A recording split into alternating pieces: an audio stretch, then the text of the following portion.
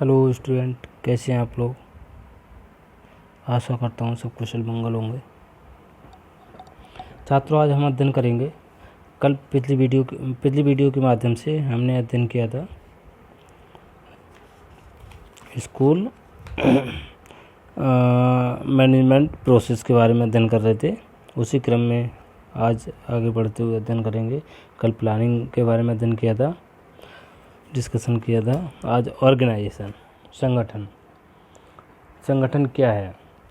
जैसे कि management process के बारे में मैंने बताया था आपको कि जो प्रबंधन प्रक्रिया है उसके कुछ स्टेप होते हैं। पहला है प्लानिंग, ऑर्गेनाइजेशन, डायरेक्टिंग या डायरेक्शन या संचालन या निर्देशन, और लास्ट है कंट्रोलिंग। तो इसमें आपने अध्ययन किया नियोजन यानी प्लानिंग कैसे करनी चाहिए, क्यों करनी चाहिए, उसमें क्या क्या सावधानी चाहिए, वो सारा कुछ आज हम अध्ययन करेंगे। संगठन की ऑर्गेनाइजेशन, संगठन क्यों आवश्यक है, संगठन होता क्या है। छात्रों, संगठन के बारे में कई बार मैंने आपको क्लास में भी बताया है। एक ऐसी व्यवस्था होती है, यानी ऑर्गेनाइजेशन ऐसी व्यवस्था होती है, पर संगठन ऐसी व्यवस्था होती है जो प्रशासन द्वारा भौतिक एवं मानवीय साधनों को जुटाने में के लिए की जाती है, इकट्ठा करने के लिए की जाती है। संगठन प्रशासन का द्वितीय आधारभूत कार्य है जो दो रूपों में किया जाता है। संगठन कोई भी प्रोग्राम ऑर्गेनाइज करते हैं। अब हम यह बात कर रहे हैं स्कूल ऑर्गेनाइजेशन। तो स्कूल को ऑर्गेनाइज करने के लिए किन किन चीज़ों की आवश्यकता होती है। तो भौतिक यानी फिजिकली एवं मानवीय ह्यूमन। तो जो भौतिक संगठन में क्या क्या चीज़ें आती है फिजिकल में, भवन यानी बिल्डिंग, पुस्तकालय, practical labs, library, office, hall, खेल का मैदान यानी ग्राउंड हो गया, फील्ड हो गया, एवं शैक्षिक सहायक सामग्री हो गई। मतलब जो भी मटेरियल होता है इस तरीके से फिजिकली, फर्नीचर हो गया, ठीक है, पानी की व्यवस्था हो गई, साफ सफाई की व्यवस्था हो गई। ये सारी जो है इस तरीके की जो व्यवस्थाएं होती हैं वो फिजिकली कहलाती हैं, भौतिक संगठन के अंतर्गत आती हैं या भौतिक व्यवस्थाएं कहलाती हैं। नेक्स्ट जो दूसरा है, इसका दूसरा रूप है वो है ह्यूमन ऑर्गेनाइजेशन, मानवीय संगठन।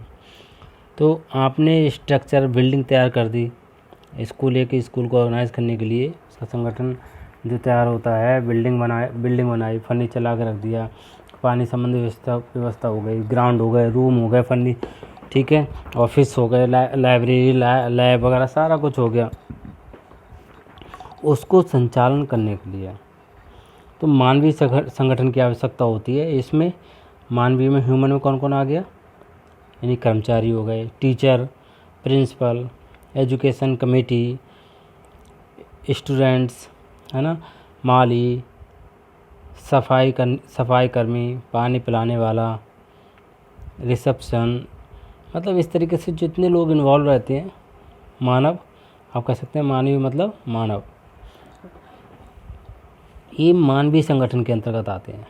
ठीक है, तो इन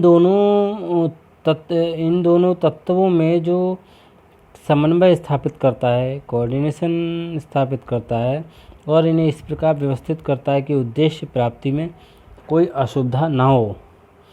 ये व्यवस्था औपचारिक अनौपचारिक दोनों रूपों में संभव होती है। औपचारिक व्यवस्था में कार्यकर्ताओं से एक पदानुक्रम होता है, जो फिर आप औपचारिक व्यवस्था आप कह सकते हैं पदानुक्रम का मीन्स जैसे हो गया हायर अथॉरिटी, मतलब एक क्रम होता है। सबसे पहले जैसे प्रिंसिपल हो गया या डायरेक्टर हो गया, सीनियर ऑफिसर हो गया, ठीक है, फिर उससे जूनियर।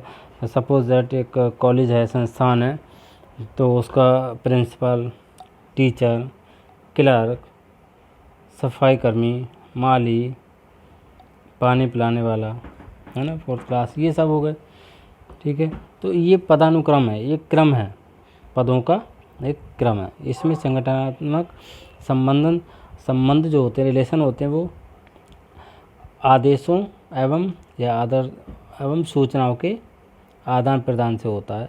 यानी सूचनाओं को आदान प्रदान करना, ये सब। जबकि जो अनौपचारिक व्यवस्था में संबंध स्थापित जो होते हैं वो व्यक्तिगत अभिवृत्ति, रुचि, विश्वास, मान्यता, विचार एवं कार्य के आधार बनते हैं। संगठन के इन दोनों रूपों में समन्वय के अभाव में लक्ष्य की प्राप्ति असंभव है। सपोज दैट एक शिक्षण संस्थान खोला गया है, ऑर्गेनाइज किया गया है इसको, तो किसी उद्देश्य से तो किया जाता है, तो उस उद्देश्य को पूरा करने के लिए इन सभी तत्वों का होना अति आवश्यक है।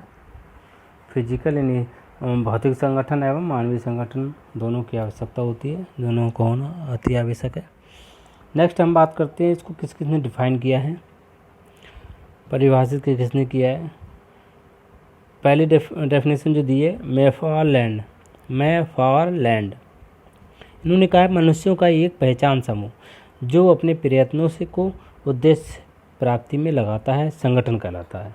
यानी जो उद्देश्य, जिस उद्देश्य से एक संगठन का निर्माण किया गया है, संगठन का निर्माण किया गया है, उसके अंतर्गत मनुष्यों की एक पहचान, जैसे पहचान का मीन समझ हो गई, प्रिंसिपल, उसकी पहचान है ना, कोई व्यक्ति है कि वो प्रिंसिपल है, एक टीचर है, एक क्लर्क है, ये स्टूडेंट है, ये शिक्षण ग्रहण करेंगे, ये पानी पिलाने वाला है, ये पानी पिलाएगा, माली का काम ये करना है, ये सारी चीज़ें जो हैं मतलब एक पहचान है। ठीक है, वो अपने अपने प्रयत्नों से क्या करते हैं, उद्देश्य प्राप्त करने के लिए अपने प्रयत्नों को उसमें लगाता है। नेक्स्ट है प्रोफेसर L.H. हैनी, इन्होंने कहा है संगठन एक विशिष्ट भाग का सुसंगत समायोजन है, एडजस्टमेंट है, ठीक है, जो कुछ सामान्य उद्देश्यों को संपादित करता है।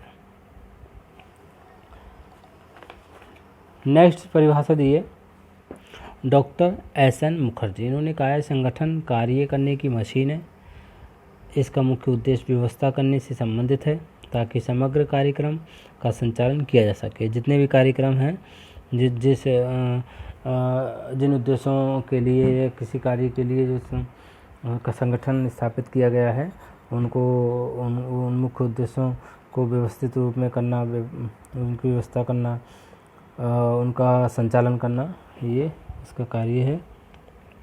तो संगठन एक तरीके से कार्य है माना इन्होंने। नेक्स्ट है जॉन W.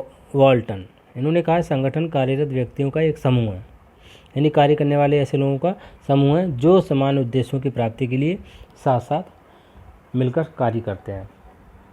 मतलब जैसे कॉलेज है, शिक्षण संस्थान है, तो उद्देश्य है, सपोज दैट आपका ही कॉलेज है, तो आप B.Ed कर रहे हैं, तो एक अच्छा शिक्षक बनने के लिए कर रहे हैं, टीचर बनने के लिए B.Ed कर रहे हैं, तो B.Ed जो कोर्स कर रहे हैं आप जिस संस्थान से कर रहे हैं, ठीक है, तो उस संस्थान में जितने व्यक्तियों का समूह ग्रुप है, चाहे वो टीचर हुआ, प्रिंसिपल हुआ, पानी वाला, जितने लोग इन्वॉल्व हैं उसमें, उनका एक ग्रुप है, उनका एक ही समान उद्देश्य है कि क्या, जो समान उद्देश्य है कि टीचर तैयार करना, टीचर बनाना, उनके लिए साथ मिलकर कार्य करते हैं, एक साथ मिलकर कार्य करते हैं।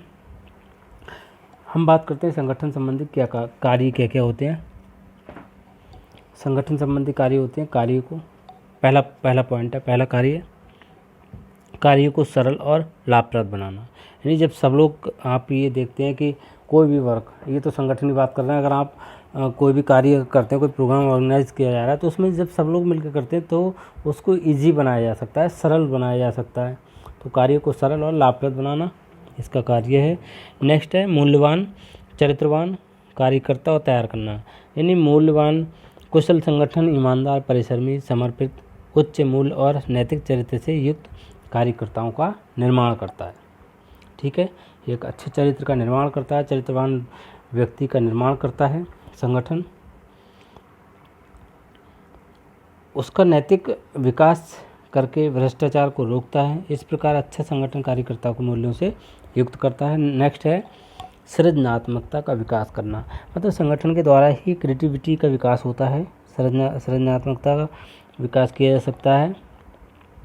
ठीक है, आप कह सकते हैं कुशल संगठन कार्य का महत्ता को स्वीकार करता है, उसे क्रमबद्ध करता है, मतलब सिस्टमेटिक तरीके से क्या करना चाहिए, क्या नहीं करना चाहिए, सही है गलत है। और स्कूल संगठन की हम बात कर रहे हैं, अगर हम स्कूल संगठन की बात कर रहे हैं, ठीक है। नेक्स्ट है विभिन्न कार्यों एवं साधनों में समन्वय स्थापित करना।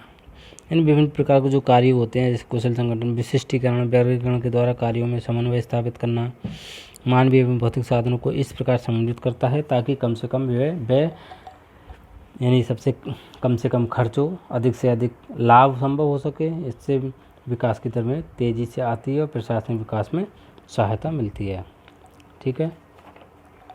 नेक्स्ट है स्वाभाविक विकास को बढ़ावा देना।